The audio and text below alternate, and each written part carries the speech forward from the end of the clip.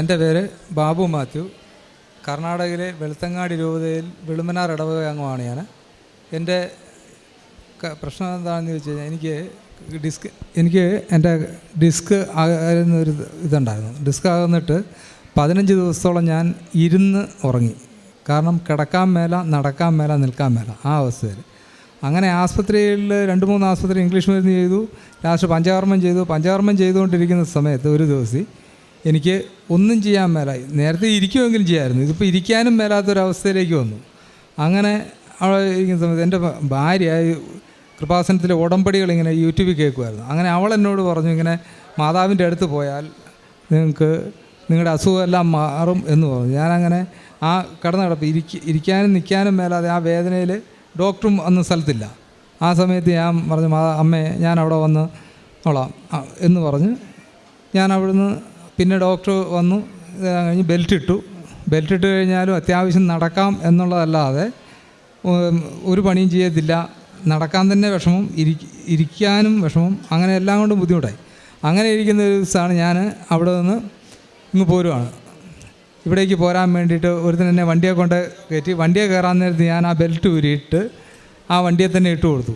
ഇനി ഏതായാലും ഞാൻ ഈ ബെൽറ്റ് ഇടുന്നില്ല എന്ന് പറഞ്ഞു. അങ്ങനെ ഞാൻ ഇവിടെ വന്നു. ഇവിടെ വന്നപ്പോഴാണ് ഉടമ്പടി എടുക്കുന്നതിനെ പറ്റിയൊക്കെ എനിക്ക് മനസ്സിലായത്. ഇവിടെ വന്ന് ഞാൻ ഉടമ്പടി എടുത്ത് അന്ന് തന്നെ എൻ്റെ വേദന മാറി. അതിനുശേഷം ഇന്ന് വരെ എനിക്ക് ആ വേദന ഉണ്ടായിട്ടില്ല, അങ്ങനെ ഒരു പ്രശ്നമേ ഉണ്ടായിട്ടില്ല. പിന്നെ എൻ്റെ രണ്ടാമത്തെ മകന് കുറച്ച് ദുശ്ശീലങ്ങളുണ്ടായിരുന്നു. ആ ദുശ്ശീലങ്ങളെല്ലാം മാതാവിനോട് ഞാൻ നിയോഗം വെച്ച ഇതിൽ മാറിക്കിട്ടി. പിന്നെ 10-20 വർഷമായിട്ട് മദ്യപാനം ഉണ്ടായിരുന്നു. എനിക്ക് വെറ്റില മുറുക്കുണ്ടായിരുന്നു. അത് മദ്യപാനം അന്ന് തന്നെ ഞാൻ ഉടമ്പടി എടുത്ത് അന്ന് തന്നെ എനിക്ക് മാറി. വെറ്റില മുറുക്ക് ഒരിക്കലും മാറുമെന്ന് ഞാൻ പോലും വിശ്വസിച്ചല്ല. കാരണം എന്നെക്കൊണ്ട് മാറ്റാൻ സാധിക്കില്ല. ഞാൻ അമ്മയോട് പറഞ്ഞു, അമ്മയ്ക്കത് ഇഷ്ടമല്ല എങ്കിൽ അമ്മ തന്നെ അത് എടുത്ത് മാറ്റണമെന്ന് പറഞ്ഞു. ഇപ്പോൾ 2-3 മാസമായിട്ട് അതുമില്ല, കംപ്ലീറ്റ് മാറി. പിന്നെ എൻ്റെ മൂത്ത മകന് ആയുർവേദ സെൻറ്റർ നടത്തുന്നതാണ്. അതിൽ 5-8 സെൻറ്റർ അവനുള്ളതിൽ ഒരു സെൻറ്ററിൻ്റെ 10 വർഷമായിട്ട് നടത്തിക്കൊണ്ടിരിക്കുന്നത്. അതിൻ്റെ ലൈസൻസ് കിട്ടിയാലായിരുന്നു. ലൈസൻസ് കിട്ടിയാലെന്ന് പറഞ്ഞാൽ അവർ വലിയ ടീമാണ്. അപ്പോൾ അവർ ആ ഹോട്ടലിൻ്റെ ടാക്സ് പോലും കെട്ടാത്തതിൻ്റെ പേരിൽ ആരാണ്ട് പരാതി കൊടുത്തു. ഇവൻ്റെ പേര് പരാതി കൊടുത്തു. രണ്ടാമത്തെ മോൻ്റെ കൊച്ചിൻ്റെ മാമോദീസയുടെ തലേദിവസിയാണ് ഇവന് ഇങ്ങനെ വിവരം അറിയുന്നത്, വേഗം ചെല്ലണമെന്ന്. ഇവന് പോകാതിരിക്കാനും അല്ലാത്തൊരവസ്ഥയിൽ. അപ്പം ഞാൻ പറഞ്ഞു, നീ ധൈര്യമായിട്ട് പോയിക്കോ. ഇവൻ്റെ അടുത്ത് ഞാൻ നേർച്ചൂപ്പ് കൊടുത്തു വിട്ടു. നീ അവിടെ ചെല്ലുമ്പോൾ നീ വരേണ്ട ആവശ്യമില്ലായിരുന്നു എന്ന് പറയും അവർ. അത് നീ ഉറച്ചോ, അത് മാതാവ് നിന്നെ അത് സാധിച്ച് തന്നിരിക്കുമെന്ന് പറഞ്ഞു. അങ്ങനെ ഇവൻ രാത്രി തന്നെ പോവുകയാണ്. 400 കിലോമീറ്റർ വണ്ടി ഓടിച്ച് പോകണം. അങ്ങനെ പോയി അവിടെ ചെന്ന് കഴിഞ്ഞപ്പോൾ അതേപോലെ തന്നെ അവർ പറഞ്ഞു, അയ്യോ നിങ്ങൾ വരേണ്ട ആവശ്യമില്ലായിരുന്നു, എല്ലാം ഓക്കെ ആക്കിയത്. അങ്ങനെ ആ പ്രശ്നവും തീർന്നു. ഉടനെ തന്നെ രണ്ടാമത് ഞാൻ ഉടമ്പടി പുതുക്കി ഒരു 10 ദിവസത്തിനുള്ളിൽ തന്നെ അവൻ ആ സെൻറ്ററിന് ലൈസൻസ് കിട്ടി. പിന്നെ കഴിഞ്ഞ പ്രാവശ്യം ഞാൻ ജവമാല റാലിയിൽ സംബന്ധിച്ചു. ജവമാല റാലിയിൽ സംബന്ധിക്കുന്ന സമയത്ത് എൻ്റെ കാലിൻ്റെ ഉപ്പൂറ്റിക്ക് ഭയങ്കര വേദനയായിരുന്നു. അതിനുശേഷം ഇന്ന് വരെ എനിക്ക് ആ ഉപ്പൂറ്റി വേദന ഉണ്ടായിട്ടില്ല. പിന്നെ എനിക്ക് 10-18 ലക്ഷം രൂപയുടെ കടബാധ്യതയുണ്ട്. ആ കടബാധ്യതകളെന്ന് പറഞ്ഞു കഴിഞ്ഞാൽ എല്ലാം ബാങ്കിൽ തന്നെ അങ്ങോട്ട് എല്ലാം നിയന്ത്രണ വിധേയമാക്കാൻ സാധിച്ചു എനിക്ക് ഇപ്പോഴും. ഇത്രയും അനുഗ്രഹങ്ങളാണ് എനിക്ക് കിട്ടിയത്. ഇത് ഇത്രയും അനുഗ്രഹങ്ങളെല്ലാം തന്ന അമ്മയ്ക്കും ഈശോയ്ക്കും 1000 നന്ദി അറിയിക്കുന്നു. കാരുണ്യ പ്രവർത്തികൾ ഞാൻ ചെയ്യുന്നതെന്ന് പറഞ്ഞാൽ മകൻ്റെ സെൻ്ററിൻ്റെ അവിടെ ആ ഭാഗത്ത് അനാഥാലയത്തിൽ ഭക്ഷണം കൊടുക്കാറുണ്ട്. പിന്നെ ഞങ്ങളുടെ ഇടവപ്പള്ളികളിൽ വിശേഷ ദിവസങ്ങളിലൊക്കെ ഓരോ വെള്ളിയാഴ്ചയും ഒക്കെ ഭക്ഷണം കൊടുക്കാറുണ്ട്.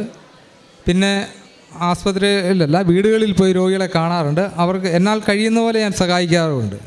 ഇതാണ് ചെയ്യുന്നത്. കരങ്ങളടിച്ച് നമുക്ക് ദൈവത്തിൻ്റെ നാമം മഹത്വപ്പെടുത്താം. ബാബു എന്ന സഹോദരൻ പറഞ്ഞ സാക്ഷ്യം വ്യക്തമാണ്. അതായത് ഡിസ്കിനൊരു കംപ്ലൈൻ്റ് ആയി. അതിന് ആദ്യം ഇംഗ്ലീഷ് മരുന്ന് ചെയ്തായിരുന്നോ? ഇംഗ്ലീഷ് മരുന്ന് ചെയ്തു. അതുപോലെ തന്നെ ആയുർവേദം ചെയ്തിട്ടും യാതൊരു കുറവുണ്ടായിരുന്നില്ല. കൃപാസനത്തോട് കടന്നു വന്ന് മരിയൻ ഉടമ്പടി എടുത്ത് പ്രാർത്ഥിച്ചത് വഴി എത്ര ദിവസം അന്ന് തന്നെ സുഖപ്പെട്ടോ? നടുവേദന അന്ന് മുതൽ എനിക്ക് വേദന കുറയാൻ തുടങ്ങി. ഞാൻ നമുക്കറിയാം മരിയൻ ഉടമ്പടി എന്ന് പറഞ്ഞാൽ ഉടനടി അനുഭവമാണ്. കാരണം ദൈവമാതാവിന് സമയത്തിൻ്റെ മേൽ മധ്യസ്ഥ സ്വാധീനമുണ്ട്. അതുകൊണ്ട് തന്നെയാണ് ഈ മകൻ, അതായത് കൃപാസനത്തോട് കടന്നു വന്ന് മരിയൻ ഉടമ്പടി എടുത്ത് പ്രാർത്ഥിച്ച അന്ന് മുതൽ ആ ബെൽറ്റ് ഊരി മാറ്റി ഇപ്പോൾ ഡിസ്കിനും നടുവിനൊന്നും യാതൊരു വേദനയില്ലെന്നാണ് സാക്ഷ്യത്തിൽ നമ്മളോട് വ്യക്തമായിട്ട് പറഞ്ഞത്.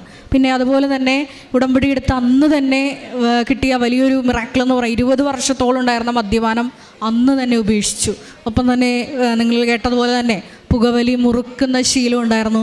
അത് എനിക്ക് എൻ്റെ കഴിവ് കൊണ്ട് മാറ്റാൻ പറ്റില്ല എന്ന് ചിന്തിച്ച ഒരു വിഷയമാണ് കർത്താവിൻ്റെ കൃപ പ്രവർത്തിച്ചിട്ട് അത് ആ ദുശീലം ദൈവമാതാവിൻ്റെ പ്രത്യേക മധ്യസ്ഥയിൽ പൂർണ്ണമായിട്ട് എടുത്തു മാറ്റിയെന്നാണ് പറഞ്ഞത്. അതുപോലെ തന്നെ ചെറുതും വലുതുമായിട്ടുള്ള ഒത്തിരിയേറെ അനുഗ്രഹങ്ങളാണ് മരിയൻ ഉടമ്പടി വഴിയായിട്ട് ഈ കുടുംബത്തിന് ലഭിച്ചത്. അഖണ്ഡ ജപമാല റാലിയിൽ പങ്കെടുത്ത് പ്രാർത്ഥന ശേഷം 6 മാസമായിട്ടുണ്ടായിരുന്ന കഠിനമായിട്ടുള്ള ഉപ്പൂറ്റി വേദന അത് പൂർണ്ണമായിട്ട് മാറി എന്നാണ് സാക്ഷ്യത്തിൽ ഇവിടെ എഴുതി തന്നിരിക്കുന്നത്. അപ്പോൾ മരിയൻ ഉടമ്പടിയായിട്ട് കുടുംബത്തിൽ ലഭിച്ച എല്ലാ അനുഗ്രഹങ്ങൾക്ക് ഒരിക്കൽ കൂടി കരങ്ങളടിച്ച് നമുക്ക് ദൈവമാതാവിനെ മഹത്വപ്പെടുത്താം. അത്യപൂർവ ദൈവാനുഭവങ്ങൾ ഇനി നിങ്ങൾക്കും സ്വന്തം. ഈ യൂട്യൂബ് ചാനൽ ഇതുവരെ സബ്സ്ക്രൈബ് ചെയ്തിട്ടില്ലെങ്കിൽ ഇപ്പോൾ തന്നെ സബ്സ്ക്രൈബ് ചെയ്യുക. ഈ വീഡിയോ ഇപ്പോൾ തന്നെ നിങ്ങളുടെ സുഹൃത്തുക്കൾക്ക് ഷെയർ ചെയ്തുകൊണ്ട് കർത്താവിൻ്റെ പ്രേക്ഷിതരാകുക.